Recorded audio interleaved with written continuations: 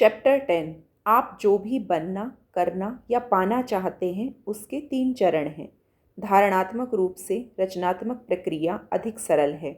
इसमें केवल 3 चरण होते हैं। पहला चरण आपका काम, आप मांग करते हैं। दूसरा चरण आपका काम नहीं है, ब्रह्मांड द्वारा उत्तर दिया जाएगा। तीसरा चरण आपका काम, दिए गए उत्तर को अवश्य प्राप्त करना तथा अनुमति देना, आपको इसे आने देना होगा। पहला चरण आप मांग करते हैं। आप जिस शानदार व विविधतापूर्ण परिवेश में केंद्रित हैं, उस कारण पहला चरण बेहद आसान व स्वतः होता है। जो आपकी नैसर्गिक प्राथमिकता किस तरह जन्म लेती है इस पर निर्भर है। आपकी सूक्ष्म या बल्कि अवचेतन से लेकर स्पष्ट, सटीक, विविध इच्छाओं तक सभी आपके दैनिक जीवन के विरोधाभासी अनुभवों का परिणाम हैं। इच्छाएं या मांगें आपके इस शानदार विविधता व विरोधाभासी परिवेश में संपर्क का प्राकृतिक उपोत्पादन है। अतः पहला चरण अपने आप आता है। दूसरा चरण ब्रह्मांड उत्तर देता है। आपके लिए दूसरा चरण बेहद आसान है। इसमें आपको कुछ भी नहीं करना है। दूसरा चरण अभौतिक का, ईश्वरीय शक्ति का काम है। आप बड़ी छोटी जो भी चीज़ें मांगते हैं उन्हें निरपवाद रूप से तुरंत समझा और पूर्णता दिया जाता है। चेतना के प्रत्येक बिंदु के पास मांगने का अधिकार व क्षमता है और चेतना के सभी बिंदु सम्मानित हैं जिस पर तुरंत प्रतिक्रिया दी जाती है। आप जब भी मांगेंगे आपको दिया जाएगा, हर बार।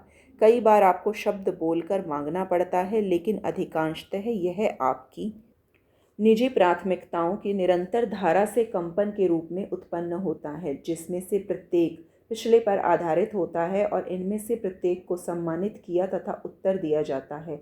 हर प्रश्न का उत्तर दिया जाता है, हर इच्छा पूरी की जाती है, हर प्रार्थना सुनी जाती है, हर मनोरथ पूरा होता है। लेकिन बहुत से लोग अपने जीवन की अपूर्ण इच्छाओं का हवाला देते हुए इस सत्य पर तर्क करते हैं। ऐसा इसलिए क्योंकि वे इसकी सबसे महत्वपूर्ण बात को अभी पूरी तरह समझ नहीं सके हैं।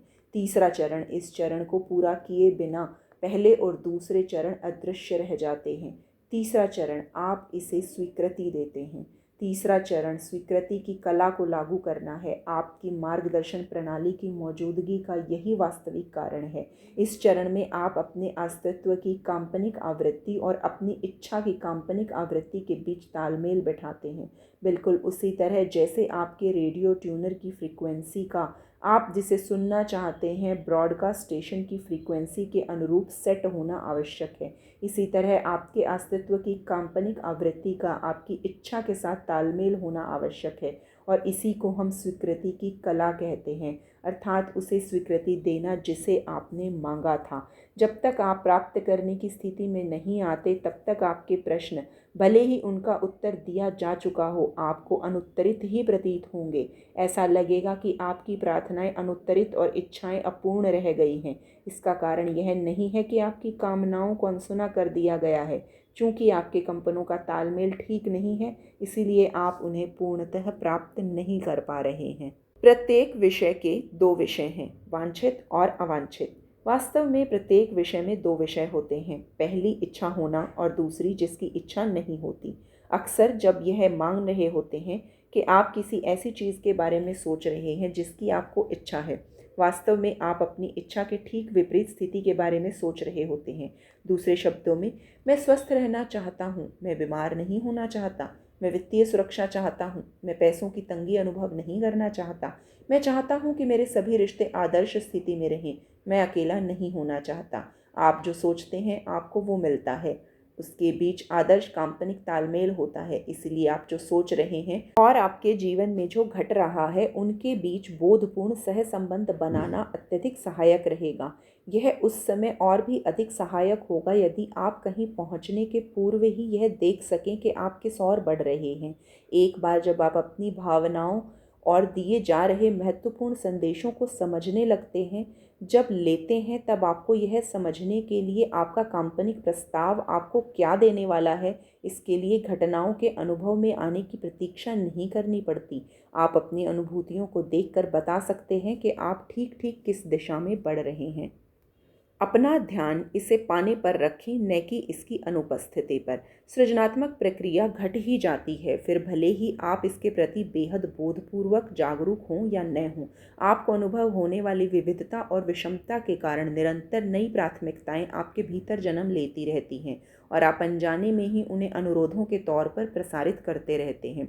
जिस क्षण आप अपनी प्राथमिकता प्रसारित कर रहे होते हैं, स्रोत ऊर्जा आपके काल्पनिक अनुरोध को प्राप्त करती है और आकर्षण के नियम द्वारा तुरंत प्रतिक्रिया देती है, जिसके साथ आपका तब काल्पनिक जुड़ाव होना आवश्यक है। आप अपनी इच्छाओं का उत्तर दिए जाने के प्रति हमेशा इसलिए जागरूक नहीं रह पाते क्योंकि अक्सर आपके मांगने और स्वीकार करने के बीच की समय अवधि काफ़ी अधिक होती है। भले ही विषमता पर ध्यान देने के परिणाम स्वरूप उत्पन्न आपकी इच्छा स्पष्ट होने पर भी आप अपने विचारों को अक्सर विशुद्ध रूप से इच्छा पर केंद्रित रखने की बजाय उस विषम परिस्थिति पर केंद्रित रखते हैं जिससे इस इच्छा का जन्म हुआ है, और ऐसा करने पर आपका कंपन आपकी इच्छा की जगह उस इच्छा को उत्पन्न करने वाले कारण पर अधिक रहता है।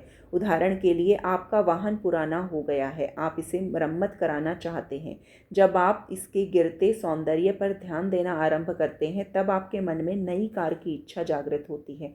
चूंकि आप में अधिक भरोसेमंद नई कार की इच्छा हेतु विश्वास की अनुभूति बढ़ जाती है, तब इच्छा का एक काल्पनिक रॉकेट तैयार हो जाता है। स्रोत इसे पूर्णतः प्राप्त करते हुए इस पर लगभग तुरंत प्रतिक्रिया देता है। लेकिन चूंकि आपने ब्रह्मांड के नियमों और सृजन के 3 चरण प्रक्रिया के प्रति बोधपूर्वक जागरूकता नहीं है, इसीलिए आपके लिए यह नवीन और आनंदप्रद अनुभूति बहुत कम समय की होती है। अतः अपने अवधान को तुरंत ही किसी नई इच्छा की ओर मोड़ने और इस नए वाहन के मधुर विचार पर सोचने की जगह उसी वाहन पर केंद्रित रहते हैं जो फिलहाल आपके पास है, और अपनी नई कार की इच्छा के कारण बताते रहते हैं, मुझे यह पुरानी कार पसंद नहीं। आप निष्कर्ष देते हैं, आपको एहसास भी नहीं होता कि उस नापसंद कार के बारे में बात करके आप अपने कंपनों को पुनः उसी ओर मोड़ दे रहे हैं, न कि उन्हें अपनी इच्छित नई कार की ओर बढ़ाते हैं। मुझे सचमुच नई कार की ज़रूरत है, और आप अपने पुराने वाहन पर पड़े डेंट, खरोंचे और उसके गैर भरोसेमंद प्रदर्शन के बारे में ही बातें करने लगते हैं। कार की आवश्यकता को न्यायोचित ठहराने प्रत्येक बयान के साथ ही आप अनजाने में ही अपनी मौजूदा नापसंदगी के कंपनों को प्रबल बना देते हैं। ऐसा करके आप स्वयं को अपनी नई इच्छा के साथ काल्पनिक तालमेल बनाने से दूर कर देते हैं और अपने को उस प्राप्ति मोड से बाहर कर देते हैं जिसे आप मांग रहे थे। जब तक आप इस वर्तमान स्थिति में जो नहीं चाहते उसके प्रति अधिक जागरूक रहेंगे, जो आप चाहते हैं वह आप तक नहीं पहुंच पाएगा। दूसरे शब्दों में, यदि आप मुख्य रूप से अपनी नई खूबसूरत कार के बारे में सोचते रहेंगे तो यह तेज़ी से आपकी ओर आती रहेगी, लेकिन यदि आप मुख्य रूप से अपनी गैर भरोसेमंद मौजूदा कार के बारे में सोचते रहेंगे तो आपकी भरोसेमंद नई कार आपकी दिशा में आगे नहीं बढ़ पाएगी। देखने में वास्तव में अपनी नई कार के बारे में सोचना और पुरानी कार के बारे में बातें करते रहना कठिन दिखाई देता है, लेकिन जब आप अपनी भावात्मक मार्गदर्शन प्रणाली के प्रति जागरूक हो जाते हैं तो आपके लिए ऐसा करना बेहद आसान हो जाएगा। अब आपके पास है अपनी हर इच्छा पूर्ति की कुंजी। एक बार जब आप समझ जाएंगे कि आपके विचार आपके आकर्षण बिंदु के समान हैं और आप जैसा महसूस करते हैं वह आपकी स्वीकृति या प्रतिरोध के स्तर का संकेत देता है, इसीलिए अब आपके पास वह कुंजी है जिससे आप जिस भी चीज़ की इच्छा रखते हैं उसका सृजन कर सकते हैं। आपके लिए संभव नहीं कि किसी चीज़ पर निरंतर सकारात्मक भावों को महसूस करते रहें और वह बुरी निकले, बिल्कुल उसी तरह जैसे आप किसी चीज़ के बारे में निरंतर बुरा महसूस करते रहें और वह सही निकले। आप जैसा महसूस करेंगे उससे आपको ज्ञात हो जाएगा कि आप अपने स्वाभाविक कल्याण को स्वीकार कर रहे हैं या नहीं। हालांकि बीमारी का कोई स्रोत नहीं, फिर भी आप ऐसे विचार प्रस्तावित कर सकते हैं जो स्वास्थ्य के स्वाभाविक प्रवाह को अस्वीकार करते हों, बिल्कुल उसी तरह जैसे आप ऐसे विचार भी प्रस्तावित कर सकते हैं जो आपकी समृद्धि के स्वाभाविक प्रवाह को अस्वीकार करते हों। जबकि गरीबी का कोई स्रोत मौजूद नहीं, कल्याण निरंतर आपकी ओर आ रहा है, और यदि आप ऐसे विचार नहीं सीखेंगे तो इसे धीमा या सीमित कर देते हैं। तो आप इसे अपने जीवन के सभी क्षेत्रों में अनुभव कर सकेंगे। इस बात से कोई फ़र्क नहीं पड़ता कि अपनी इच्छाओं के मामले में फ़िलहाल आप कहाँ खड़े हैं। अपनी अनुभूतियों पर ध्यान देकर और अपने बेहतर महसूस होने वाले विचारों को निर्देशित कर आप कल्याण के साथ पुनः ऐसा काल्पनिक सामंजस्य बना सकते हैं जो आपके लिए स्वाभाविक है। याद रखिए, विशुद्ध सकारात्मक अभौतिक ऊर्जा का विस्तार होने के कारण आपका अपने वास्तविक स्वरूप के साथ जितना अधिक काल्पनिक सामंजस्य होगा, आप उतने ही बेहतर महसूस करेंगे। उदाहरण के लिए, जब आप किसी की प्रशंसा करते हैं तो आप अपने वास्तविक स्वरूप के साथ काल्पनिक तालमेल में होते हैं। जब आप किसी को या अपने आप से प्रेम करते हैं तब आप अपने वास्तविक स्वरूप के साथ काल्पनिक तालमेल में होते हैं। लेकिन अब जब आप खुद में किसी दूसरे में खामियां निकालते हैं तब आप उस पल में ऐसे कंपन प्रस्तावित कर रहे होते हैं जो आपके वास्तविक स्वरूप से मेल नहीं खाते, तथा आप जो नकारात्मक भावनाएं महसूस कर रहे हैं वे इस बात की सूचक हैं कि आपने प्रतिरोध उत्पन्न किया है और अब आप अपने भौतिक अभौतिक स्वरूपों के बीच के विशुद्ध संबंधों को स्वीकार करने की स्थिति में नहीं हैं। हम अक्सर आपके अभौतिक हिस्से का आपके आंतरिक अस्तित्व या आपके स्रोत के रूप में उल्लेख करते हैं। यह महत्वपूर्ण नहीं है कि आप ऊर्जा के स्रोत या जीवन शक्ति को क्या कहते हैं।